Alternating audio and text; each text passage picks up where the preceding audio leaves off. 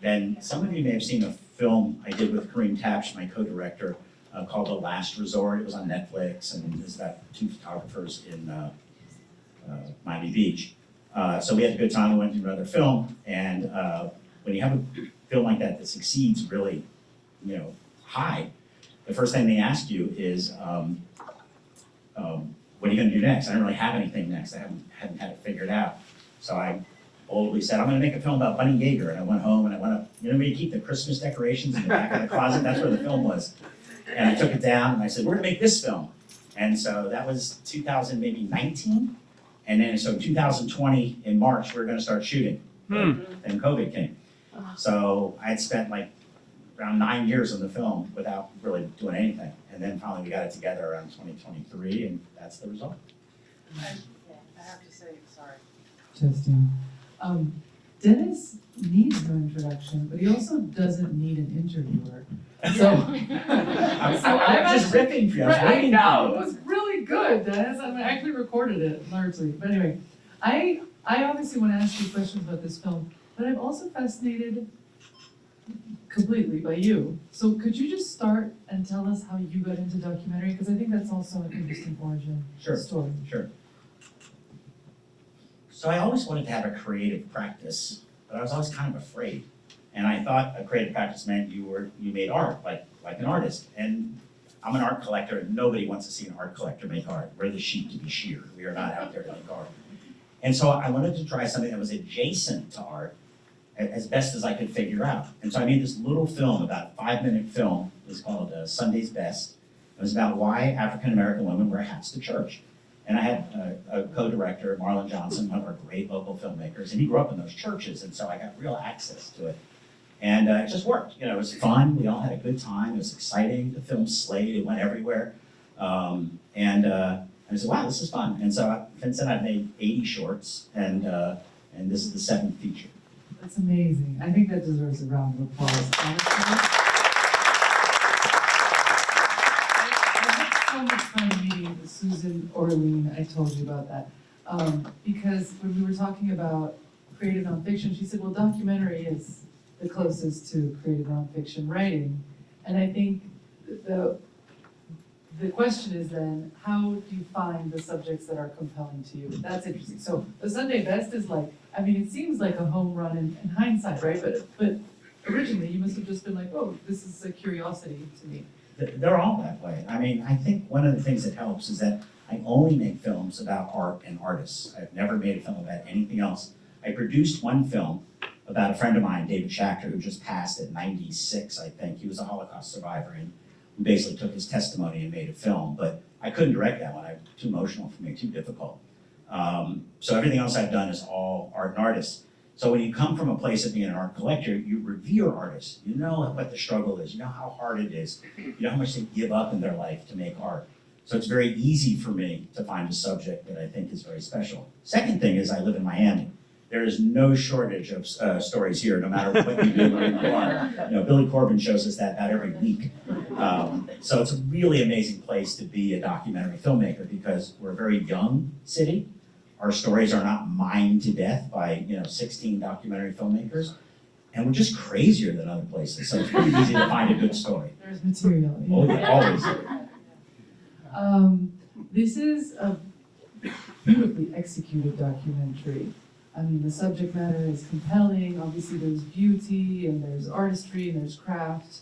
But I'd love for you to tell me more about how you and Kareem put together the craft of this film, because I think the music is excellent, the editing is excellent, the way people are filmed, people who died shortly after you filmed them. We don't want to say if they're related. Sometimes they do it shortly before I'm going to film them, too. That sounds so great. Right. But tell me about putting together your artistic team for this film. Well, I was 6 years in and didn't have much, and then, I had just forgotten about the film. I had said, it's not going to happen, it's too hard to do without her voice. And then Kareem and I had done this other film. We had a great time. We went to Netflix. It was just really special. And so he and I wanted to do another film together right away, and this was what was really worked over. We were ready to shoot right away. And so I have a real team. I have Ed Talavera is my cinematographer. He teaches at the U of M. Dia Contaxis is our editor. She's edited my last 7 or 8 films. Which is fantastic, by the way. Did you not love the editing? I thought it was incredible. Yeah, she's really the magic to this film, because Kareem and I making the film, it doesn't feel the same way, look the same way if you don't have somebody like Dia who had a totally different point of view about the film than we did. And so we just let her go. How was it different? Well, I mean, the film can be prurient under the wrong hands. There's a lot of naked ladies in there. You may not have noticed, but there's a lot. I send most of my films to PBS. I don't think this one's going to make it to PBS. I'm trying, but I don't think so. So she came in and just told it as a straight-ahead story about a reluctant feminist, really. Bunny was a feminist. She would never cop to being a feminist. She would never admit to being a feminist. And so Dia told the story as Bunny's kind of fighting for her family. She wanted to give her kids a good life. They lived in Miami Shores at that time. You can't really live there on a cop's salary. And so Bunny was the one making the largesse in the household. And so that's really the story, is Bunny just never giving up, doing things she was totally unqualified to do in order to make a buck. And she was tough too. I did spend some time with her during the 2 years before we shot her. And she was just tough as nails.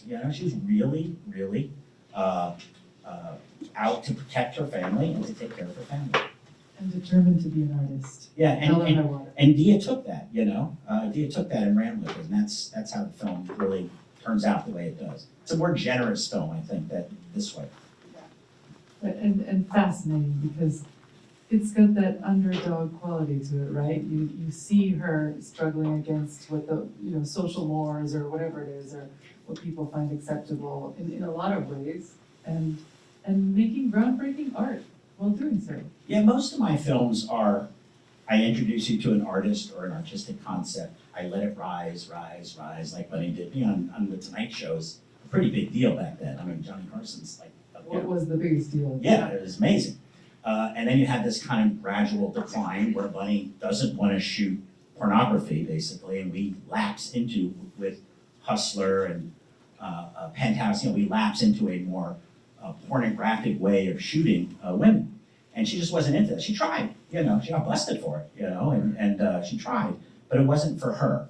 And then things got really dark for her. And then there's this beautiful little, lagniappe, a coda maybe, at the end, where she gets her due. She had a beautiful show at Fort Lauderdale Museum. I think Bonnie Whitwater gave her the show. She has this great show at the Warhol Museum. Her stuff starts to sell again. People are trying to get her to not just sell something on eBay, but to treat it like art. And she had a tough time with that, because she would always take the cash. But the stuff is beautiful. I have a bunch of prints in my collection, and Betty Page was just the most amazing model, and those sessions that Bunny had with Betty are the most important sessions ever in pinup. They've been reprinted so many times. Yeah. It's astonishing. Yeah. Yes. I'll tell you one story about that. Kevin Arrow is a local artist. What he does is he finds unidentified slides and images and negatives and things like that. Well, he was dumpster diving in the back of a place where Bunny got her films processed in North Miami, and he found this huge trove of negatives that were Bunny's about Betty. And he called Bunny in. He said, "I have your negative." She goes, "No, you don't. That store has them." He goes, "That store closed." So he meets her at Jimmy's up on 71st Street, and just came over. He gives her the negatives, and they both cry. I don't know why I didn't make the edit. I yelled at Dia 100 times to put it in there. Kevin was so mad at me, I couldn't deal with it. But it's a great story. I mean, that's how loose it had gotten. She just lost control of things. Right. Well, but it is difficult, right? When you're so focused on your day-to-day living that you can't be worried about archival material. I mean, I don't know. No, it's true. I mean, It's difficult. it's hard. It's a many-headed beast. You need storage of some kind, and storage is even more than living in your house and taking care of your family. It just adds up really quickly. Right. It's a beautifully crafted story, and I think that we could open it up, because this is really a packed house. It's a packed house because it's a great film, and I'm sure that you all have questions. I just got back from Sundance, and y'all look just the same to me. We're all dressed like that. Outside, it's a perfect bluebird day, and just like Sundance in Spark City, there's no snow in either place. You brought the weather. So does anyone have any question about the film, the subject matter, or Dennis, or making art about artists? No, the journalism students? We got a chance to speak with him outside just a couple seconds, but we're just kind of like, I guess, admiring like the process of like how you got here, how like you kind of came to shoot this film, how you came up with the idea. Yeah, that's my question. Sure. I'm always looking for new ideas, and there's probably more ideas than there are opportunities to make films because it's just the art world is so rich that way. And in this case, somebody brought me the film. I had made a couple of films before. I made a film about soul music in the 1960s in Miami. We had this incredible soul scene in Miami in the 1960s, and nobody knows about it. They still don't know about it. But I made a film for WLRN called Deep City. It was the first Black-owned record company in Florida. And the guy had seen that, and he called me and he said, "I want to introduce you to this woman." And I met Bunny for like 5 minutes. I said, "Oh my God, I have to do this film," because she was such a character. She was so amazing, and right away, pretty much. The thing is that it's so different in making a documentary film than it is making a narrative film. I know any of y'all were here last night for Malin's Ethan Bloom. Did anybody see that last night? So good. And she's here tonight, so I'll shout her out. But when you do that, you build a script, you go on set, and you turn the page of the script and you shoot what's on the page. When you do a document, so that's like hiring an architect to draw some plans, and then lo and behold, the house looks like the plans. But when you do a documentary, it's like renovating an old house because you've got all this baggage floating around. You don't know who's going to talk to you and who's not going to talk to you or what you're going to find out. So you start digging behind the walls and you go, "Oh my God, I didn't know that was there." So it's really, really different, and you find yourself knowing a lot. I try to be the smartest person in the world about the person I'm interviewing, except for them, because that's the only way you can get into these interviews and kind of dig and prod and bob and weave, and that takes endless preparation. So for me, that's where the movie's made, is when I prepare. So, and how did you carry out that research about Bunny then? What were your source materials or? Yeah, well, the good news is Bunny was pretty ubiquitous. I mean, when she died, she was on the front page of the New York Times. And so she was a very well-known figure in America. The thing that allowed us to make the film, even though we didn't interview Bunny, is there was so much out there of her. And you'll notice that we kind of didn't introduce you to very, very, very old Bunny until the very, very end of the film. We wanted to preserve that kind of mystique about her and make you think of her as she was when she was. Yeah, exactly. That was an intentional choice of ours. Well, which is interesting. So what would you say, in conclusion, is her effect on the history of photography? Well, being Hugh Hefner's favorite photographer is kind of a high watermark for photography in America. Getting Bruce Weber. Bruce Weber was enamored with Bunny. He thought Bunny should have been 100 times bigger than she was. And I think that she introduced to America the girl next door kind of photography, pinup, as opposed to the burlesque kind of photography, which was, a little raunchier, if you will. Yeah. So I think she created the girl next door. And of course, as you saw, a lot of people think Bunny created what we have, as I said to the ladies from FIU here, the selfie culture that we have nowadays. Watching Bunny photograph herself, both on film and in stills, is the coolest thing. Like, she knows exactly what she wants. She knows exactly how to do it. And she delivers over and over and over again. She's amazing. The first influencer. Yes, there's a question. Yes. Yes. Can you need a microphone? I don't know, I probably can project well enough, but good. thank you very much. I really enjoyed your movie and Last Resort and all those things. And I'm gonna look for the movie about the soul music. You just mentioned at the end that you chose consciously, not to show her old. I'm curious as to your thinking about, I saw her and it's like, wow, what a brilliant, beautiful woman. And she seemed always to be kind of positive and persevere and all that other stuff. But you mentioned it's like, well, she got really frustrated. I didn't see that in the movie. Angry, sad. It was always this beautiful face and think, what was your thinking about showing her like that?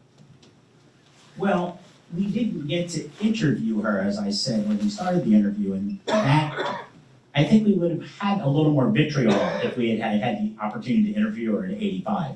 But by the same token, everything she was driven by was the energy of making.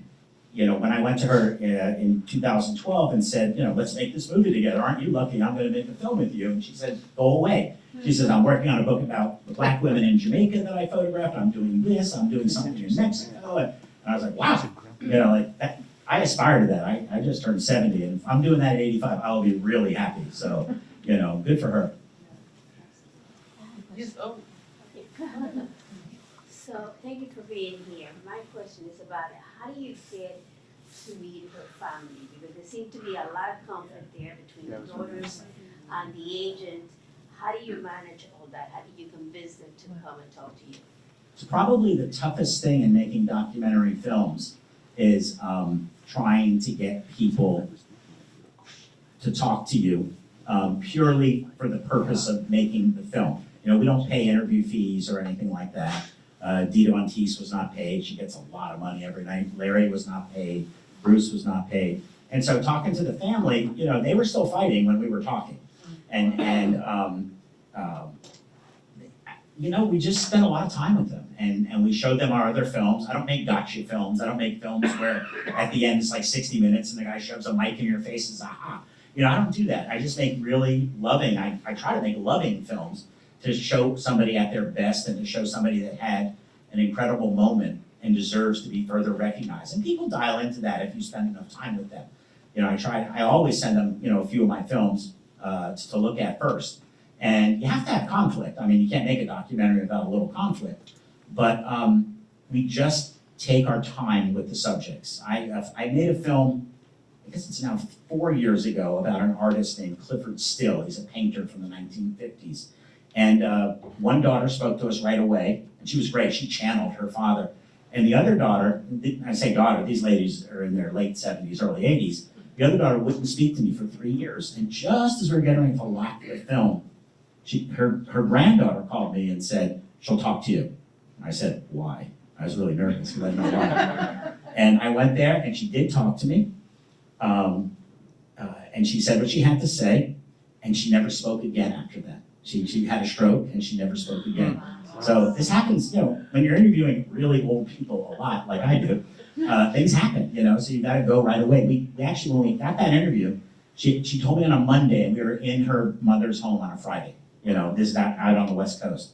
So, you know, you want everybody to talk to you, but some people don't, some people won't. And we're having that problem now with my newest film. We're having a difficulty getting certain types of people to talk about, you know, the subject. I'm not telling you who it is, don't ask me.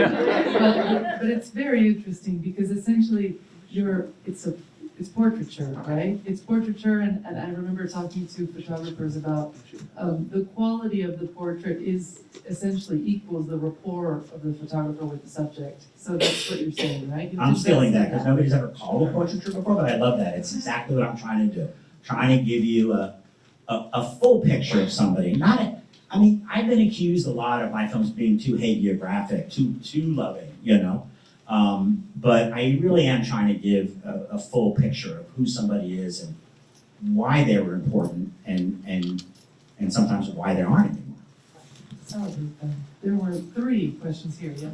Well, mine is more of a comment or commentary, being an 85-year-old woman and growing up through that period, the same as Bonnie. And women who were doing that, and where I was, it was very taboo. Like Playboy magazine, people, you know, men would have it hidden under their bed. And I can remember in France getting the first bikini and then not being sure I could wear it when I came back home. Sure. So you, the whole time, I kept thinking how you gave me a new perspective on that period of my life growing up in the 50s, 60s, and now 85. I second that. Yeah. Yeah. I think the difference between then and now is if you took those pictures then, the odds were almost nobody would see them. But, yeah, You take them now, by the time I get to the car, they'll be on the internet. Yeah. So that's a real difference in life. Now, we're also a little bit more forgiving at this point for taking, pinup types of photographs. But for sure, I love the part in the film, which we took from another film that Bunny made, where she goes, yeah, you could just make a little money, it'll be fine, no problem. And that's how she was. Oh, she was great at working people, yeah. Yeah, well, they died.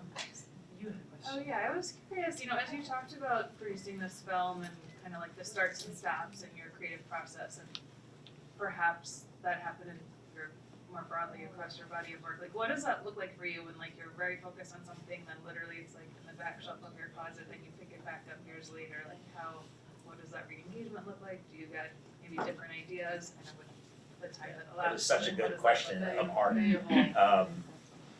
I started making visual art about 12 years ago because I was so frustrated by the starts and stops, and I simply wanted to make all the time.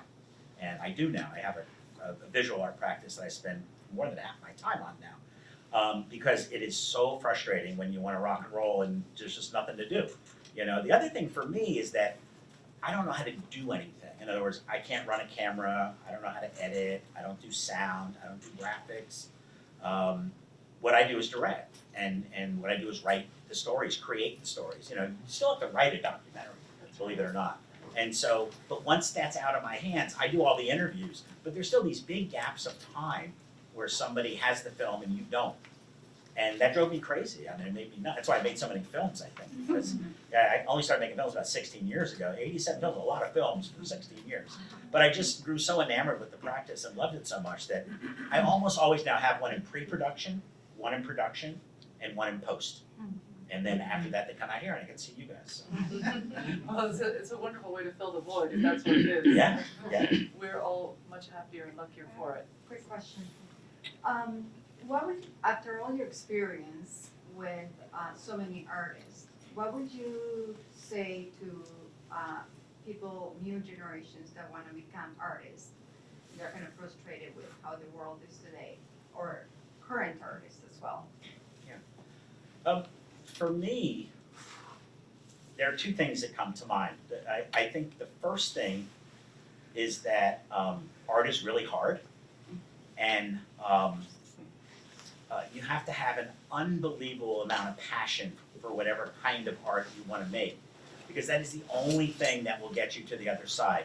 When you start one of these films, there's never enough money, there's never enough time, you never get the right people in the right place. So I don't make these films for money, I make them because I enjoy making them. So I have the luxury of time. I can take 13 years to make a film, no one cares. But there is that moment in the middle where we call it the ugly middle, whether it's a film or a painting or a book, the ugly middle where you look at it and say, how did I ever think I was gonna do this? And the only thing that gets you through is passion for the subject.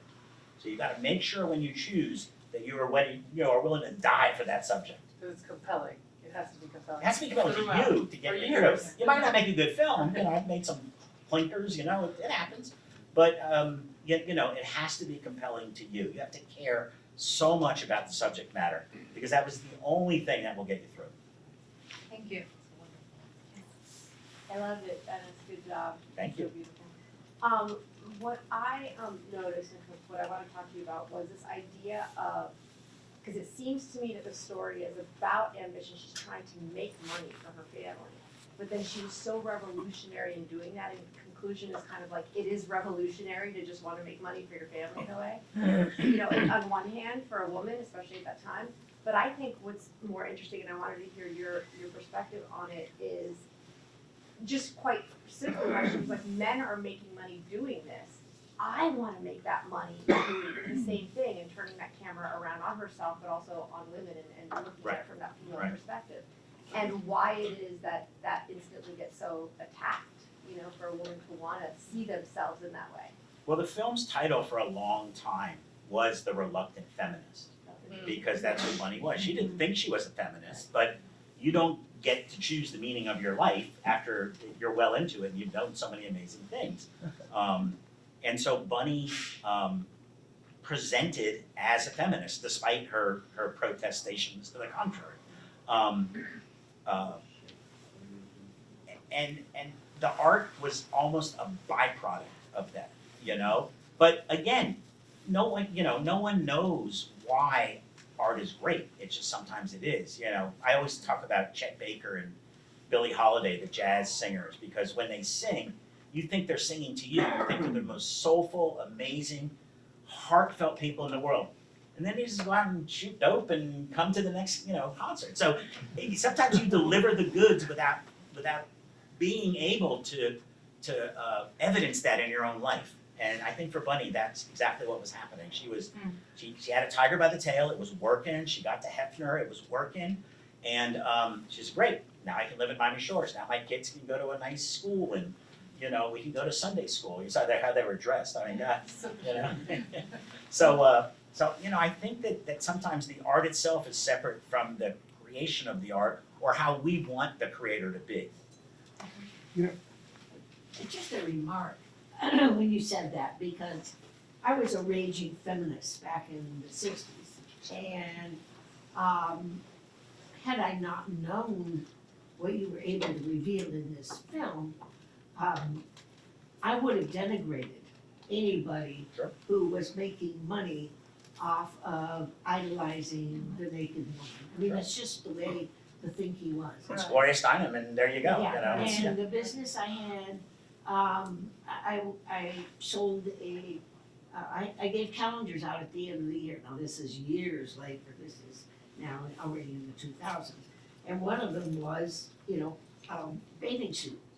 And the Florida Association of Women Lawyers wrote a whole article and got very up in arms, even then, that I would be, giving out a calendar to the attorneys that came into the office with pinup girls. Well, this prefaces the OnlyFans discussion. Are you taking agency if you have your own OnlyFans, as opposed to paying somebody else to put you in that position? I mean, it's a big discussion. I don't have an answer for it. Don't look to me. Nobody wants to hear That's a whole other show. Nobody wants to hear an old guy talk That's a about this. I whole can other assure you. show. Next year, we did the fireman issue.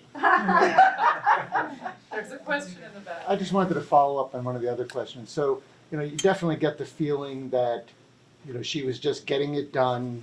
She was doing her work. She didn't see herself as some sort of incredible, she wasn't the next in whatever. Did she, in the end though, when people were telling her, hey, wait a second, you know what you did was so, so amazing. Did she ever see herself that way after those? Never. Never. Never. She just kept working. And as an artist, I think that makes sense. You just keep working. It's all you know how to do. It's what you do. It's how you get up every morning and deliver the goods to your life. And she just kept working the whole time. The last time I saw her was 2 days before we were going to shoot the big shoot where she went to the hospital and passed away. And she was with a Playboy Playmate of the Year.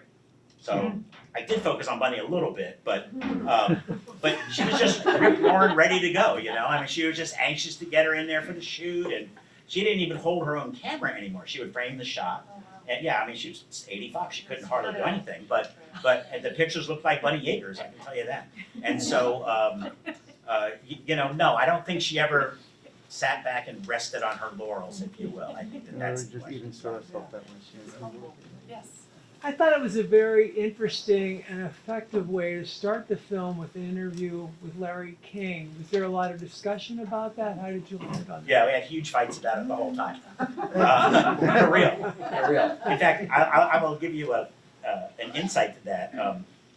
We've sold the film internationally. Like, I think the next place it opens is Sweden, on Swedish public television. That makes sense, right? A bunch of Swedish public television. So they're asking us to cut the film to 60 minutes for a TV hour. And one of the first things that will come out are two of the Larry King pieces. The one in the beginning, which I love, and the one in the middle, which has nothing to do with the film. We just thought it was so funny. We couldn't resist. I was Larry King, man, So it had nothing to do with the film. And some of the reviewers were really actually angry saying they have this 4 minutes in the middle of the film where Larry King goes and gets laid, is what they said. And I was like, yeah, but it's really cool. So that's the key to not having investors and not taking notes. You just do whatever the hell you want to. That's how I make my films. There are some more questions, I don't know, there's a glare here, but yes. Yes. I have a question. So I thought it was very interesting that her daughters have such a different point of view on her legacy than the rest of society, especially nowadays. At this point, I think her influence on culture and on art is undeniable. Correct. So I just thought that was so jarring to me. What are your thoughts on that since you interviewed them? Well, I think what I can contribute to that is that my obligation is to make a film that represents my subject. And by including both the daughters and the granddaughter, who's super cool and fun,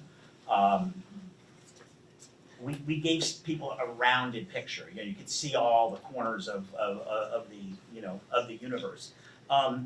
Interestingly enough, I spent a lot of time with Lisa, the daughter who was running Bunny's operation, before and up to the shooting of the film. And I had hardly spoken to Sherry Lou, the one who was appalled, and remains appalled, frankly, by what Bunny did.